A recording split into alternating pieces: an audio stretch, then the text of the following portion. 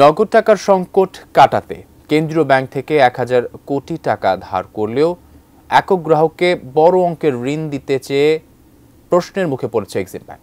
যদিও শেষ পর্যন্ত বাংলাদেশ ব্যাংক এ ঋণ প্রস্তাব অনুমোদন করেনি।